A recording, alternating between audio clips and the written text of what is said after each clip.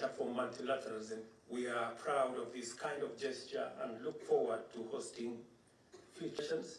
To you, Mr. Secretary General, for successfully guiding the Central Board. Strategic partnership has benefited from the development reforms and has worked in concert to consolidate gains made since the deployment of AMISOM in South phases.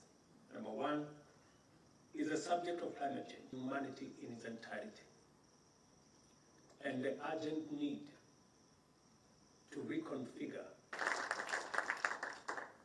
Gratitude, but also admiration.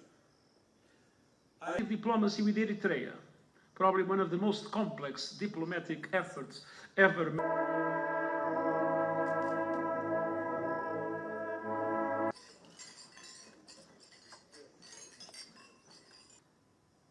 The COVID came.